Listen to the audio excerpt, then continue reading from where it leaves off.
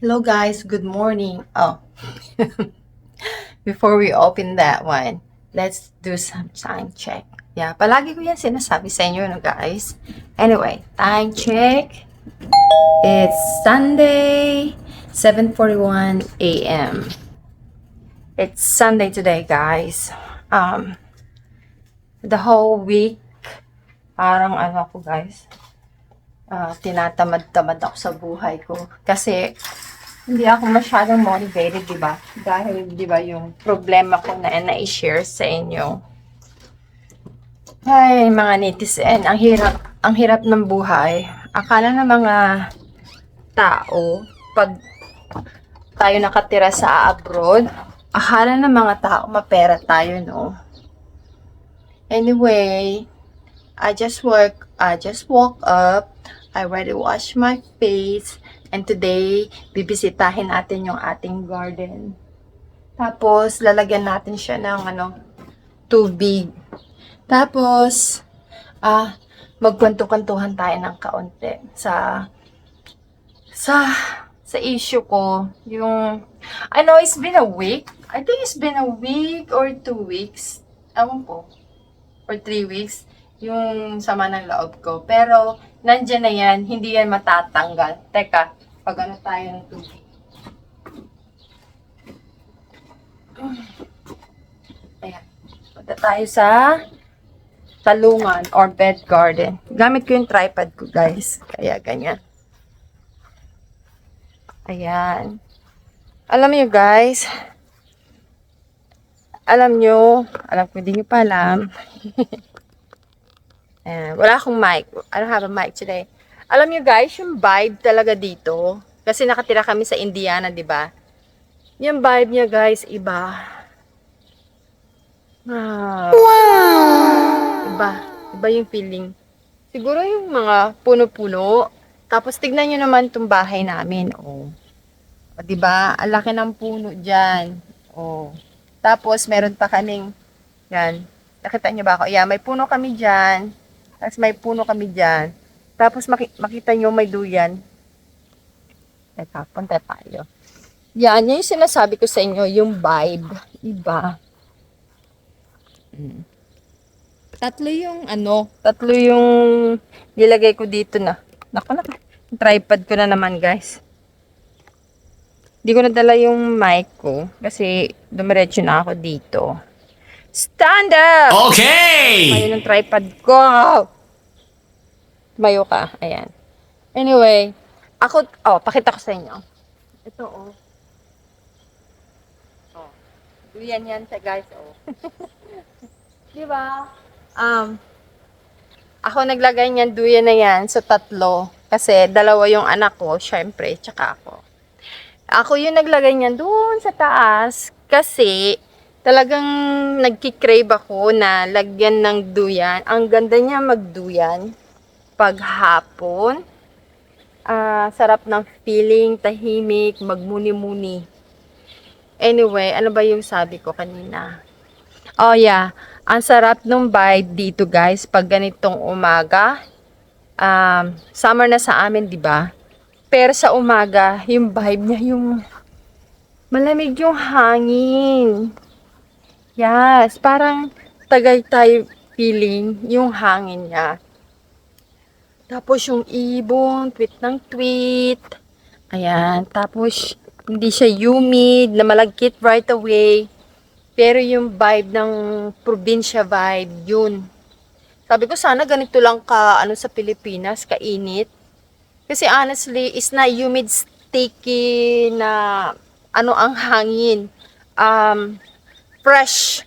Fresh ang hangin niya, guys, parang ganun. Yeah, wala pa nga siyang hangin ngayon, kokonti pa lang kasi maaga pa. Pero anyway, ganito yung mga gusto ko. Parang country. Kaya pag may mga nag-emotional ka, nako, patay tayo dyan. Talagang mapapa-emotional tayo pag ganito. Oh no! Kasi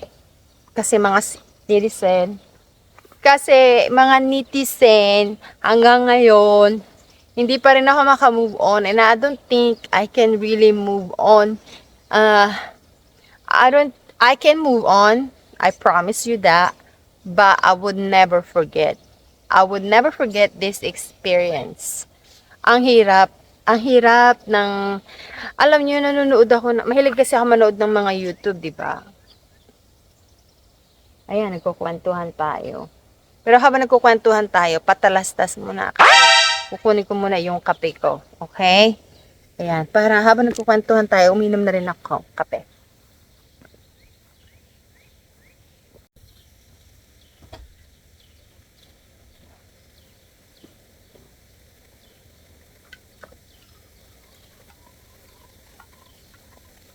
Ayan.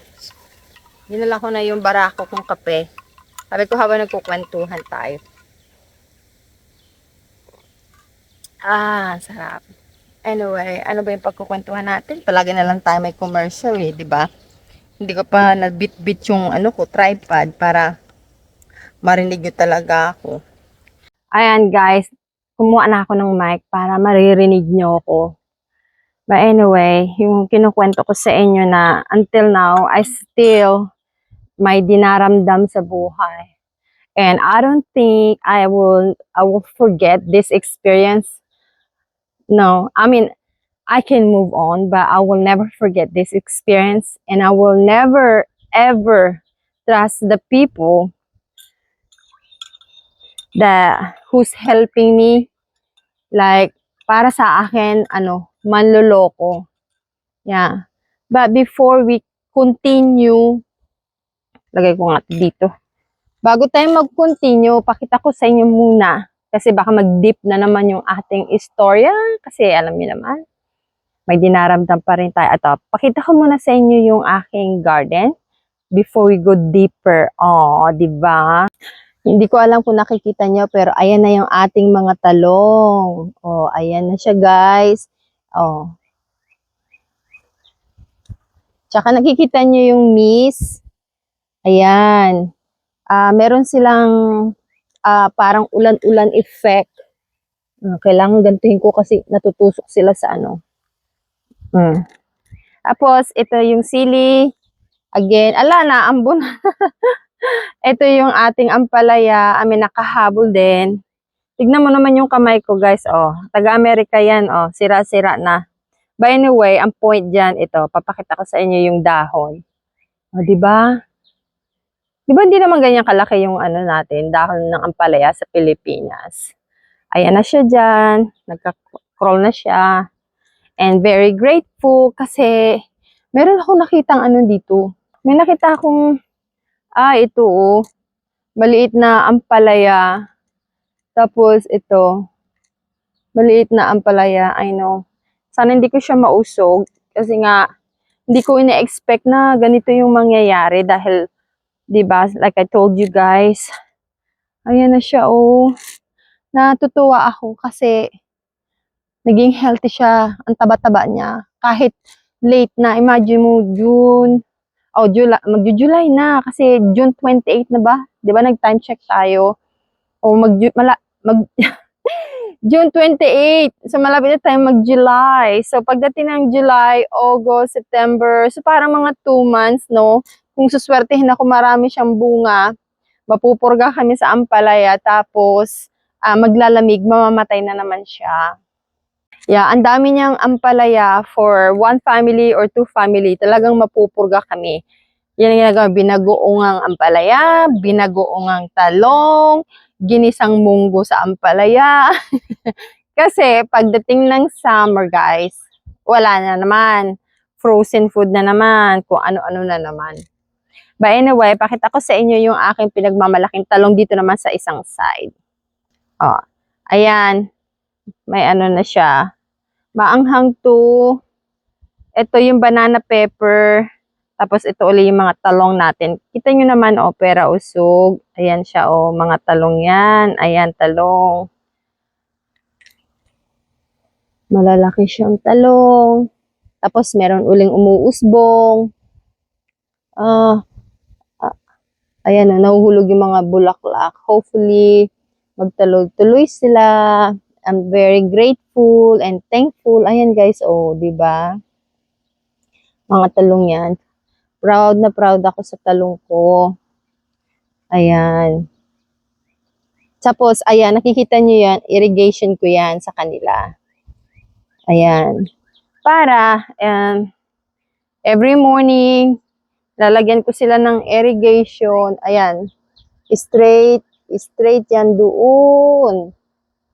O, di ba? Ayan ang ating mga talong. Healthy na sila, happy na sila. And then every morning, nag-ano ko. Like I said, noon ko yung tubig para maging ano sila ba. Kapag halimbawa yung sobrang init na sa all day, at least medyo na shower na sila, nalamigan na sila ng konti.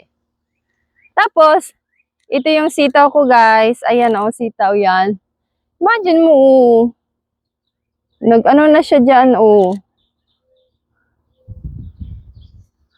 Awan ko anong gagawin yan. Pero ang dami na rin yung mga buzz. Ang dami na niya bulaklak, weraw sugi. Pero alam nyo guys, ang pagkakaalam ko dito sa sitaw, kung halimbawang nagkaroon siya ng bunga tapos hindi ko nakuha yung bunga na hinog na hulog, alam ko tumutubo siya next year. Ayan. Tapos, ayan ha, nagkukwentuhan tayo, tapos tinuro ko na naman kayo, patalastas na naman. Ito naman yung kamatis. Ayan yung kamatis. Hilaw pa siya, guys. Pero tignan mo, cherry, ano siya? Hindi ko naman klaseng tomato ito. Dalawang klase siya. Isang ganyan, tapos yung ganito. Ayan, guys, Ang dami na niya. Mga ganyan, dikit-dikit siya. Ayan. Yeah. Nakakatuwa magtanim. Nakakataba ng puso. Parang fulfilling, no? Yung nagtiyaga ka, tapos pag mag-harvest ka na, nakakatuwa. Like, yung parang achievement, diba? Tapos, ito naman yung aking pinagmamalaking upo. Pero sa tingin ko, guys, hindi masaya yung upo ko dito. I think, ang upo, ang ugali niya, gusto niya yung maaraw, nasa arawan siya. Ayan siya. Upo ko yan.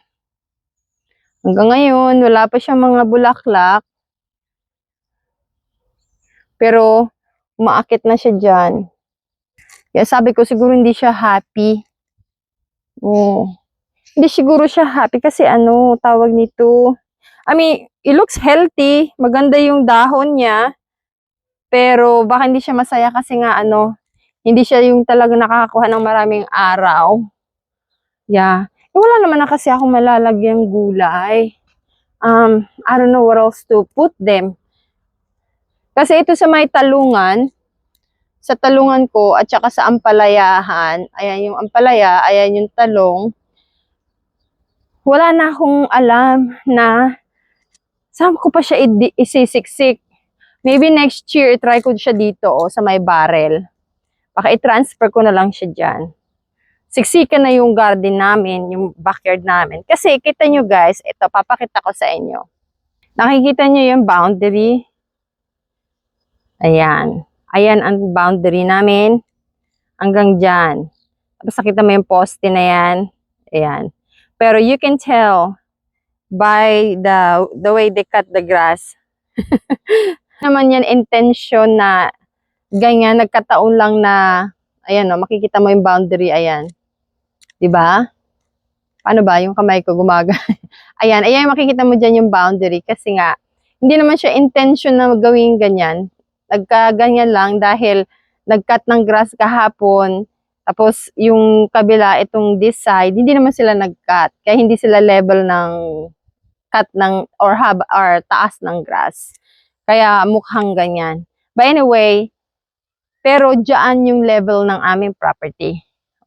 Siguro siya. Ano bang tawag dyan? Yung ganyan ba Ganyan. Ito. Tapos ganyan.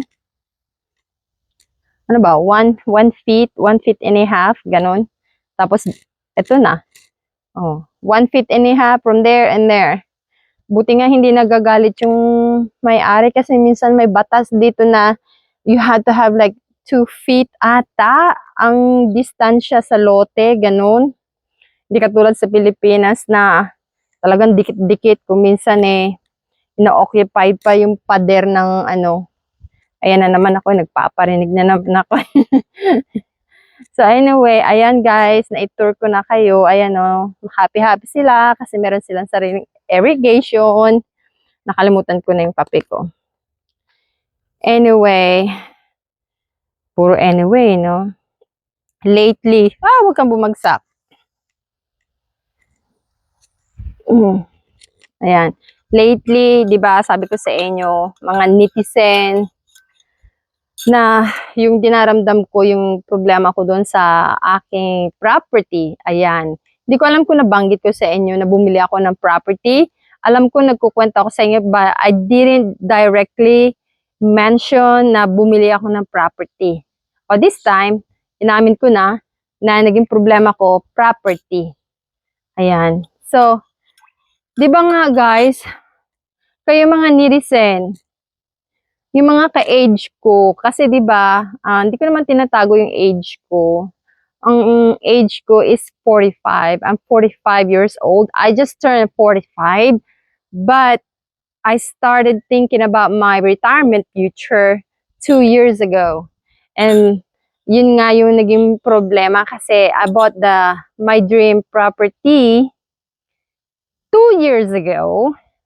And then, but before I start paying yung property na yon, nag-hired ako ng agent to make it sure. Kasi unang-una, wala ako sa Pilipinas, nandito ako sa Indiana.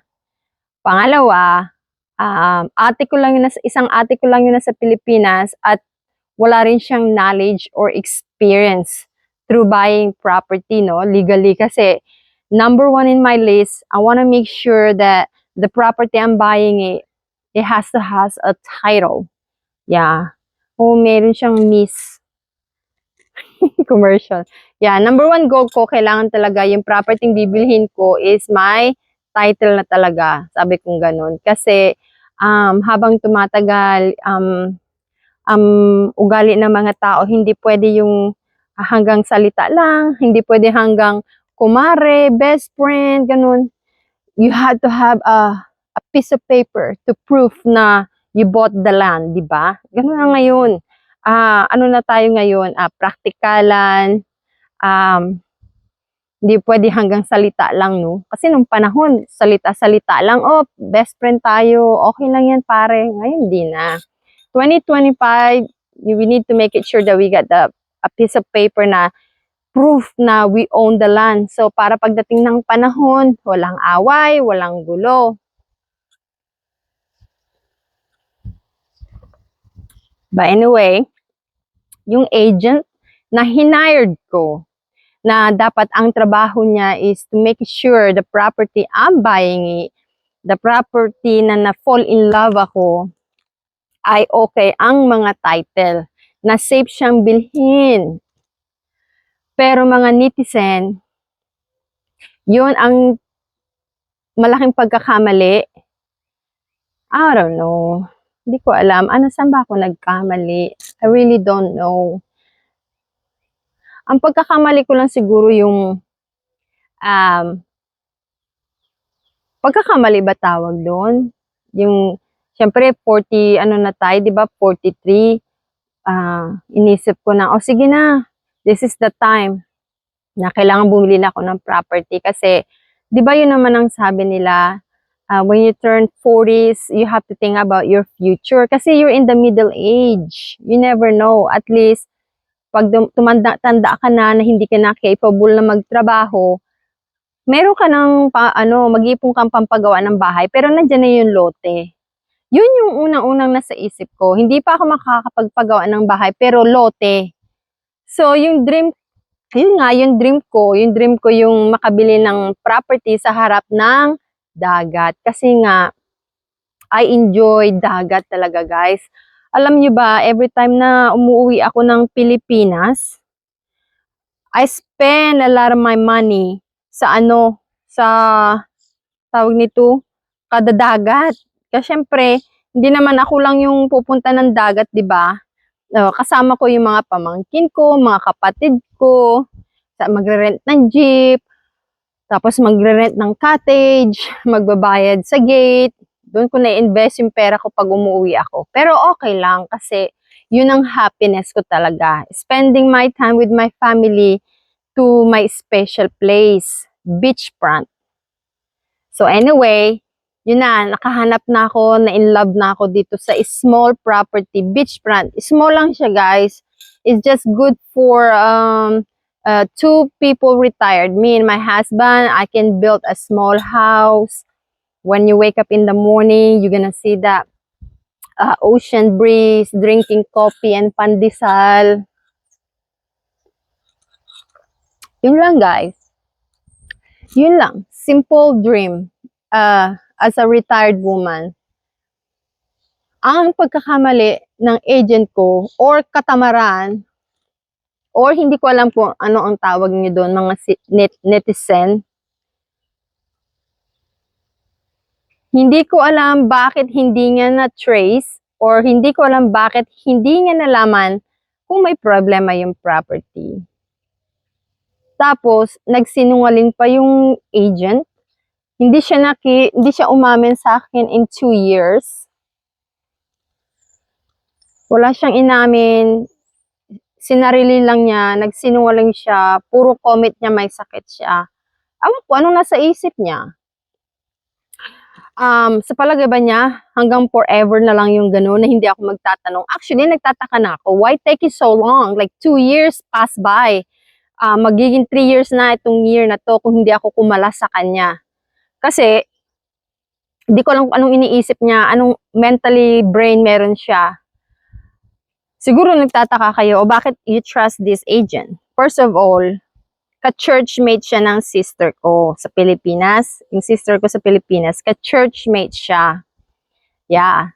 So, 'di ba? Pag sinabi mong you go to church, you're very devoted to the church, meaning you're very kind to your people. And I told her in the beginning, even to my sister, sabi ko sa ate ko, ate, this is for my retirement plan, yung bang itong pera na to ay nakalaan para sa retirement. Kasi yung trabaho namin dito, guys, kinukuhaan kami ng retirement. Parang, iba pa yung SSS, iba pa yon, talaga yun automatic yon. Pero itong retirement is kind of like offered sa kumpanya, mag-a-apply ka, tapos, halimbawa, yung company, ang offer nila is i-match nila yung pera mo ng 10%. Example lang yun. So, ibig sabihin nun, mag-apply ka sa kanila ng 401k. We call it 401k here in Indiana or here in US. Okay, so mag-apply ka ng ganyan, isi-set mo siya kung ilang percent ang gusto mong kuhain sa sahod mo. So, every week, they took 10% to my paycheck. Ganyan. So, I don't really know how that thing work. Like 10%, how much you bring home. Ganon. For example ulit ha. Hindi ako magaling sa math eh. I don't really, nag-example lang tayo para madali tayong maipaliwanag sa inyo kung interesado kayo. Malaman, di ba? So, for example, sa $500 a week, halimbawa, ang sahod ko every week is $500. Ngayon, tatanggalan nila ako ng 10% of that. So, 500, 10% is $50. Tama po ba? So, ganon. Ganon ang pagkakaalam ko. Tapos, yung company, imamatch nila yung 10%. Yung kinuhang 10% sa'yo, imamatch nila ng 10%. Oh, make sense ba? Ako din eh. Pero yun ang pagkakaalam ko. So, kapag sinet up mo yung 401k mo ng 10% na kukunin nila sa sahod mo, ngayon papatungan nila yun ng 10%. Kaya yung pera mo dumodoble. O, diba? O, kahit 50 pesos, kahit $50 lang yan every week. Sa 13 years akong nagtrabaho, kahit papaano, meron na rin akong mga naipon. Kasi kung minsan, like before COVID, malakas yung overtime. Pinapatulan namin yung Sunday. Kasi ang style sa work namin, teka lang, nauhaw ako. Kasi yung style sa amin sa dito, sa Indiana, or sa America, kasi malaking company naman yung pinagtatrabahuan ko, ang style nila, kasi every factory, every company, they have different rules. Yung iba maganda magbigay, yung iba tama lang yung bigay, ganun. So anyway, for example, uli ha, sample uli. Halimbawa, 12 hours ka nagtatrabaho every day. Sa 3 araw, 36 na yan. Tama po ba? 12, 12, 12, so 36 hours. You had to have 40 hours to get paid time and a half. Na-explain ko ba ng maayos? So, kailangan daw na makapagtrabaho ka ng 40 hours and then yung lalagpas sa 40 hours, time and a half na. So, sa 3 araw, sa 3 araw, ayan, nabubulol na naman ng loka. So, sa 3 araw, may 36. Tapos, pumasok na naman tayo ng pang-apat. So, ilan na yan? 48 na, di ba? Kung 12, 12, 12, di 48 na yan. Ngayon, ano lang yan ha? 4 na araw yan. Siyempre, papasok ka ng 5 araw, di ba? Example lang po to para madali tayong mag-calculate dahil hindi tayo magaling sa math. Ay, ano ba itong tripod ko? Nakakaasar. Ayaw tumayo. Ayan. So, nakikita niyo ba ako? So, sa 4 na araw, meron ka ng 48. Yung 40, ano mo na yan? Regular hour mo na yan. Tapos yung 8, babayaran ka ng time and half. Kaya tinatawag nila, after 40 hours, the rest will be time and half. Thursday, may 48 ka na. Tapos pumasok pa ng Friday, di plus 12 hours na naman, so 60. So, ang mangyayari, yung 40 hours na yun, regular lang. Kung halimbawa, binabayaran ka ng example uli, kasi para madaling mag-ano yung math ko, di ba? Kasi hindi tayo magaling sa math. For example, binabayaran ka ng $20 per hour. Okay? So, yung 40 hours, babayaran ka dyan ng $20 per hour. Tapos, yung the rest, kasi 60, no? 60. From Monday to Friday, 60 na yan. Yung 20 hours mo, time and a half paid. So, if you get paid $20 per hour, magiging $30 na siya. Kasi nga time and a half. So, $20 bayad sa'yo, kalahati ng $20 is 10, so $30. Kaya tinatawag nilang time and a half. Ayan. Tapos, hindi pa. Teka lang, hindi pa ako tapos. Kaya kaming mga Pilipino, nababaliw kaming mag-overtime, matakaw kami sa overtime kasi nga, pag dumating naman yung Sunday, ang tawag naman nila doon, double time. O diba sabi ko sa inyo, time and a half, ngayon naman double time. Ibig sabihin nun, kapag binabayaran ka ng $20 per hour, pag double time, doble. Kaya nga tinawag double time. O, gets nyo? Eh, syempre, tayo, matakaw, go, go, go. Diba? Ang masakit lang doon, yung tax. Ang laki ng tax. Huwag mo na lang tignan yung tax, magbulag-bulagan ka na lang.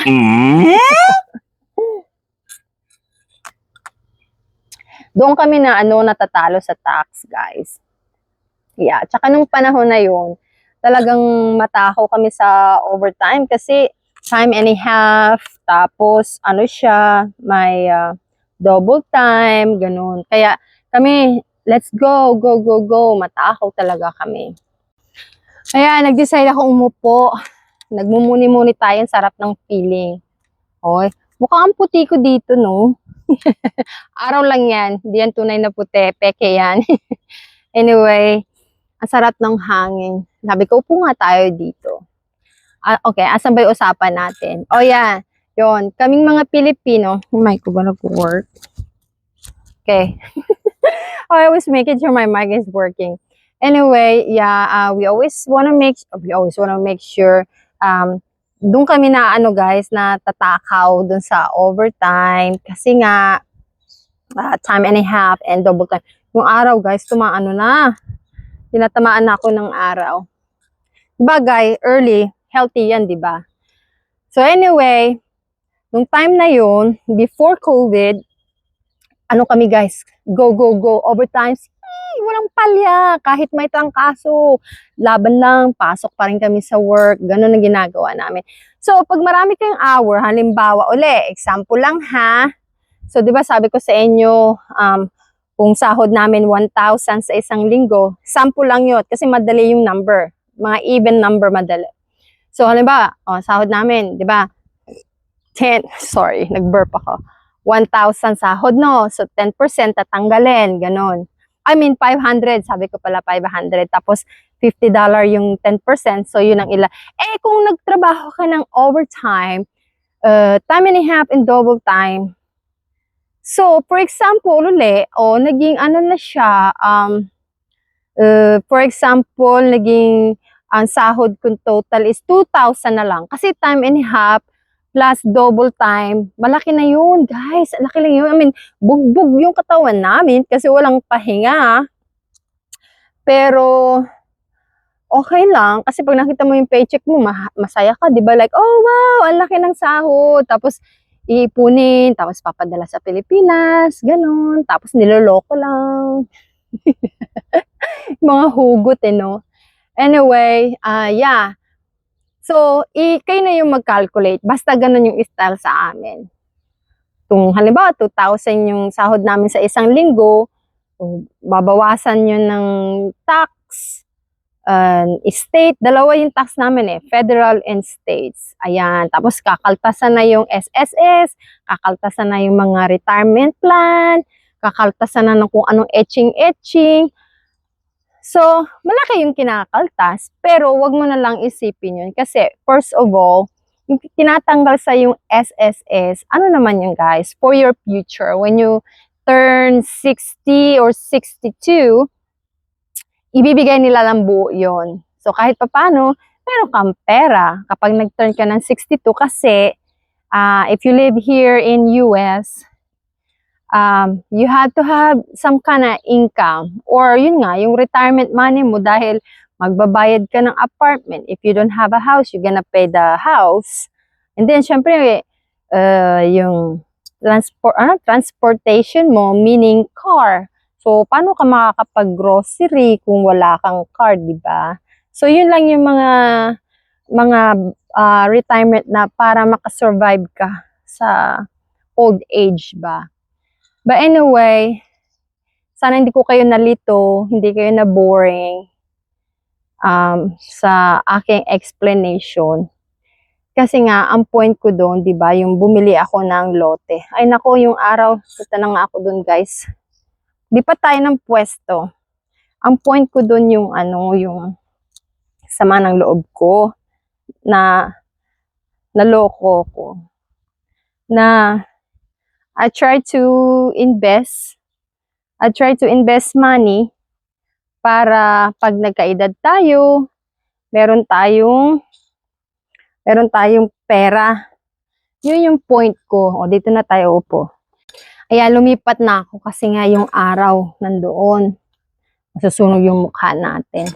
Anyway, yun yung point ko. Kaya ko kinukwento sa inyo to. Kasi, akala ko, something I felt like sharing with you guys. Kasi baka mamaya may advice kayo sa akin, di ba? What should I do dun sa mga taong nanloko sa akin? Kasi unang-una, nag-agent pa ako, di ba?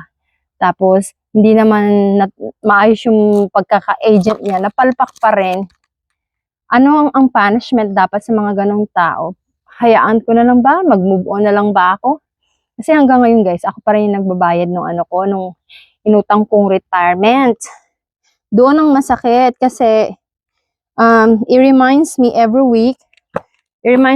week kasi kinakaltas nga, 'di ba? Umutang ako doon sa 401k ko retirement. Umutang ako doon para i-invest. And then yung investment ko pumalpak. So, yun lang. Ang dami ko nang pasikot-sikot sa inyo. Yun lang yung sama ng loob ko uli. Sabi ko, ikwento ko uli kasi mas maganda yung nilalabas yung sama ng loob. At saka, lately talagang wala akong motivation. Ang dami kong time, but I don't have motivation. Tamad na tamad ako. Dati-rati, go, let's go. Sayang yung oras, sayang yung araw. But lately, I've been lazy. Awan ko lang kung napanood nyo yung last na vlog ko. Sabi ko dun sa vlog ko, pinauwi kami ng maaga nung Thursday. I only worked like 6 hours. Tapos nung Friday, wala kaming pasok. So, yun nga, wala naman tayong sahod. Wala tayong sasahurin dahil short yung hours. Pero dahil gusto kong mabayaran ako, ginamit ko yung vacation ko. Ganun naman eh. I mean, if you wanna get paid, binibigyan kami ng option na gumamit ng vacation para ma-cover up yung araw na wala kaming bayad. Sucks lang kasi vacation supposed to be vacation, no? Pero hindi ganun ang nangyayari. Kasi until now, hindi pa rin kami nakakabuelo. Hindi pa rin kami nakakaangat. I think yung company namin medyo nag-i-struggle pa rin sa economy. Yun lang sa tingin ko kasi palagi kaming pinapauwi ng maaga, palagi kaming short ng oras, ganun. Hindi katulad noon, 'di ba? Sabi ko sa inyo sa kwento ko sa inyo kanina na before COVID, talagang 6 days, 7 days, ganun. Tiba-tiba, kahit bugbog yung katawan, tiba-tiba kami. So, I think yun lang guys, na i-share ko lang sa inyo. Sana hindi kayo magsawa. And pagkatapos nating magkwentuhan, papasok na naman ako sa loob. Kailangan kong kumilos. Kasi Sunday na ngayon, bukas, Monday, sabi ko sa sister ko, magpalunis kami ng kuko. I-pamper ko rin ba yung sarili ko?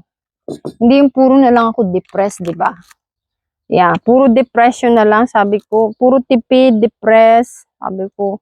Magpalinis tayo ng kuko kasi nga, tinatamad ako. Tingnan niyo yung kuko ko. Kawawa naman ako. Yeah, usually ako yung naglilinis ng kuko ko. Pero ngayon, wala akong gana, wala akong motivation sa buhay ko. Lonely. Mabiblame niyo ba ako? Yan. So, that's it for now, guys. Kung halimbawang nakaka-relate ka sa aking experience, yung bili-bili, tiwa-tiwala ka mag-anak sa Pilipinas, you can comment down below. Let's support each other. Mga netizen, yan. And I'm sure I'm not the only one. I'm sure na marami din katulad ko na nagkakaganyan, no? Yung mga tao, kamag-anak sa Pilipinas, they don't appreciate you. They don't appreciate your small help, ganun. I know, maliit na bagay, pero saan mo makukuha yun? Makukuha mo lang ba yun sa kanto na bibigyan ka ng maliit na amount? Samantalang ang sahod sa Pilipinas, di ba? Ang liit-liit. Dito sa Amerika, they pay you by hour. Sa Pilipinas, they pay you by day. Oh, day. So, ina-expect mo yung mga kamag-anak mo, pag tinulungan mo sila, ma-appreciate nila kahit konti. Kasi hindi naman pwedeng padonya-donya sila, no? Naghihirap ka rito, tapos sila donya-donya. Kapal naman ng mga mukha. O, diba? So, ayan. Dami ko nang naikwento sa inyo. Sana, supportahan nyo ang aking channel. Huwag kayong magsasawa. Kahit na, simple lang ang buhay dito sa Indiana. At least, I share with you guys. So, that's it for now, guys. Papatayin ko na tong aking tubig. Kasi baka malunod na sila. Pero hindi naman siguro sila malulunod dahil mist. O, diba? Mga mist lang yung niya. Yung mga tubig niya. Ma-fresh lang ba sila? O, diba? So, that's it for now, guys. Thank you. Thank you po sa mga taong nanonood ng aking video. Na-appreciate ko po yung mga taong nagko-comment. Thank you po uli. At saka, siguro nagtataka kayo, bakit yung ibang video ko ay, I bring Filipino food to my American coworker. I'm no longer allowed to do that dun sa company na pinagtatrabahuhan ko kasi nga, I believe, it's a big company. They don't wanna expose. Tama po ba? Yeah. Ayaw nila yung kumpanya na expose. Kahit na break room lang yun. Ano bang ma-expose dun sa break room, di ba? Oh, pinatay ko na. Ano bang ma-expose dun sa break room? Wala namang ma-expose dun sa break room. Pero, syempre, may ganun talaga ang buhay. Kapag nagtatry kang maging masaya, may tao talagang palaging kontrabida sa buhay, no? But we are not going to allow that person na manalo at how you say that, maging kontrabida sa buhay natin. Lalaban pa rin tayo kahit anong mangyari. So, pasensya na po kayo kung hindi na po ninyo napapanood yung aking mga American coworker na kumakain ng Filipino food. Kasi nga, I believe someone nag-turn in sa akin or may, I don't know, nainggit, may nagsumbong, I don't know. But kinausap na po ako ng HR na I'm no longer allowed to do that. Kasi minsan po, yung dating mga subscriber ko, yung talagang nababaliw sila sa video ko, inaabangan nila eh. Kasi twice a week, inaabangan nila na naglo-load ako ng video from Monday to Thursday. And then suddenly, hindi ko na yung ginagawa. So, I'm sorry kung hindi ko na yun magagawa, guys. Kasi, hindi naman ako yung kumpanya yun. So, I have to respect the decision. Kasi, baka ma-fired tayo, di ba? Wala na tayong sasahurin. Kawawa naman ako. Oh no! So, that's it for now, guys. And, this is my new me. This is my blog, my daily blog, my simple lifestyle here in living abroad, living in Indiana. So, yun na guys, tama na. Salamat po ulit. Thank you.